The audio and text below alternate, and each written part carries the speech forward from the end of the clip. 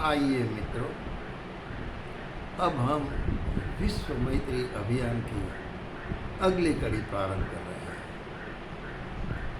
आप जानते हैं कि जितने भी बुद्धि के ठेकेदार हैं,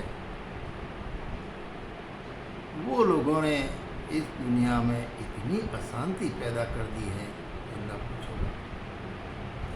अपने को ज़्यादा बुद्धिमान मानने वाले ही अशांति पैदा करते हैं। उनकी समझ में नहीं आती, क्योंकि दूसरे लोग बेचारे भावुक होते हैं, कुछ समझते नहीं, और इनके पीछे चल चल कर वो उनको समर्थन करते रहते हैं, इनकी बात मानते हैं और वो उन को पट्टे मानते हैं और उनको गुमराह करके अपना चलाते हैं, राज चलाते हैं।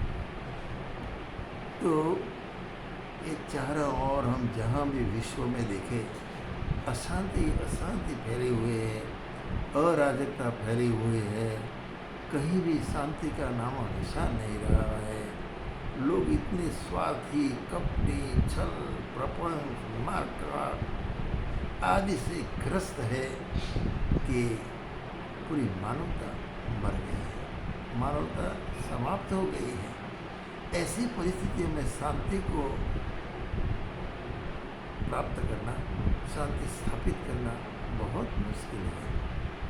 तो आइए, इसको समझने के लिए मैं एक छोटी कहानी कहता हूँ कि एक बार एक गधा खेत में सूखी घास चल रहा था। उनको देखकर उनका एक दोस्त मित्र हटा कटा गधा वहाँ आया। देखा, अरे मित्र ये क्या खा रहा है? उन्होंने कहा क्या करूँगा, भूख लगी तो ये घास तो खानी ही पड़ती है। उसने कहा देख, एक काम कर, तू मेरी सलाह मान। मैंने कहा तेरी सलाह? बोल क्या कहता है? कि दूसरा हटा कटा जो गधा था उसने कहा तू ऐसा कर, यहाँ नज़दीक में जो नगर है वहाँ के राजा के तबेले में तू चला जा और उस तबेले में तू घोड़े की लाइन में भर्ती हो जा।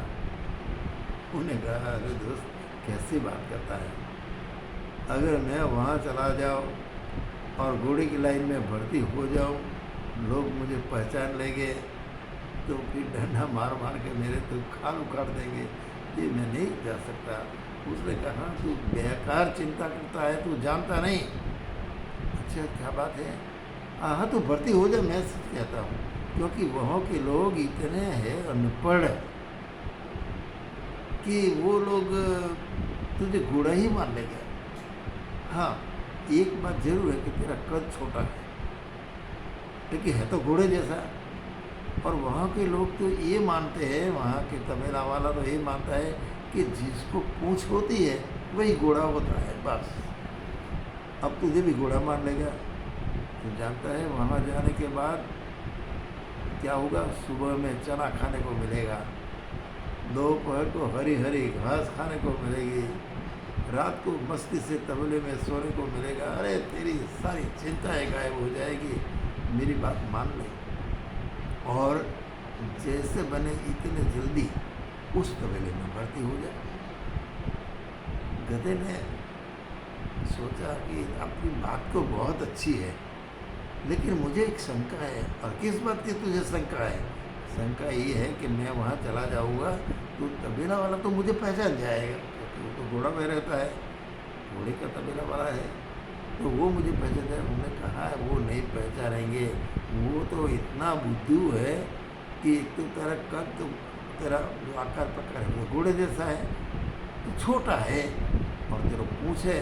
और वो तबेला वाला तो ये मानता है कि जिसको पूँछ होती है घोड़ा ये वैसा मान के चलने वाला है। तू जा, मेरी बात मान ले, मज़ा आ जाएगी, तुझे कोई एक घास सूखी घास चढ़ने की कोई चिंता नहीं। गधे ने थोड़ा सोचा और कहा दोस्त तू कहता है तो ठीक है, तबेला वाला अगर मुझे नहीं पहचानेगा, लेकिन वहाँ के सैनिक सेनापति वो तो मुझे पहचान लेंगे। उन्होंने कहा क्या बात करते हो, मैं सब कुछ जानता हूँ। तबेले वाला जो तबेले में जो घोड़े रखते हैं, वो तबेले वाला जो कहता है वही मानते हैं। वो भी जिसको पूछ होती है वो घोड़ा, वो कभी किसी की शिकायत नहीं करते, वो मान लेते हैं, पर पूछ होनी चाहिए।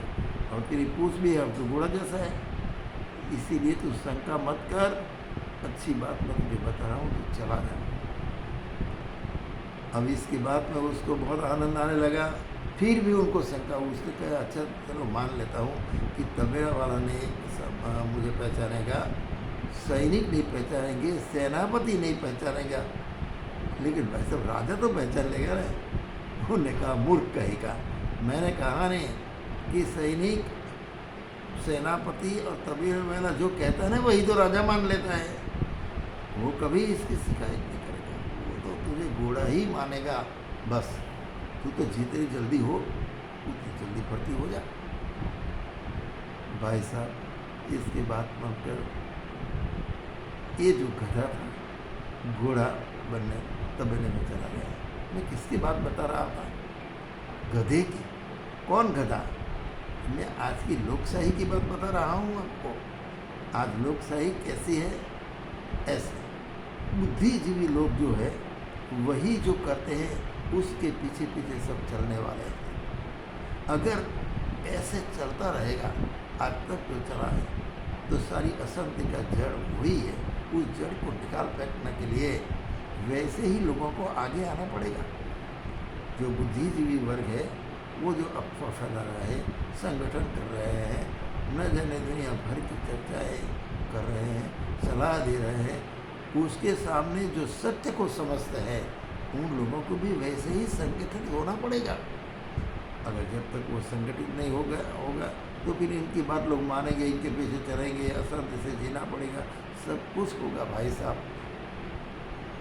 तो ये दो गधे की जो मैं बात बताई आपको, ये दूसरे की। आज हम लोगों को एक ही बात करनी है, अगर हमें विश्व में शांति स्थापित करनी है तो फिर हमें संगठित होना पड़ेगा, हमें समझदारी से काम लेना पड़ेगा।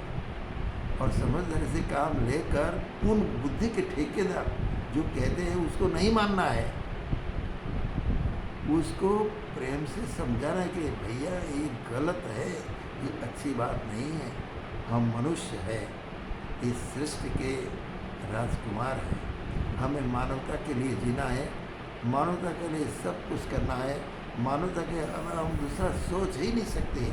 इस सोच को उन तक पहुंचाने के लिए हमारा भी संगठन होना चाहिए। और ये संगठन तब होगा कि जब हम मैत्री का विकास करें। मैत्री वही रामबाण है कि परस्पर मैत्री से हम जब आगे बढ़ेंगे, इस अन्याय, इस संगठन, इस आंदोलन जो चल रहा है उसको रोकेंगे और अच्छाइयों को चारा और हम फैलाएंगे। इस फैलाने के लिए हमें मैत्री सबसे करनी पड़ेगी। बिना मैत्री हम दुश्मन को हटा नहीं सकते। तो आइए, मैं गधे की बात तो आपको समझाने के लिए कि हमें गधे नहीं बनना है। बुद्धि के ठेकेदार और सामान्य समझ वाले लोग दोनों है तो मानव मनुष्य, लेकिन समझदारी से काम लेना है। हमें असमझदारों से फैले शब्द को दूर करना है तो मैत्री से जुड़ना पड़ेगा। मैत्री ही वही हमारे पास रामबाण है। आइए, इस मैत्री को आगे बढ़ाने के लिए विश्व मैत्री अभियान की 30 कड़ी आपके सामने हमने पेश की है। इस कड़ी की समाप्ति के साथ उदय सिंह चौहान का आप सभी को सप्रेम प्रणाम।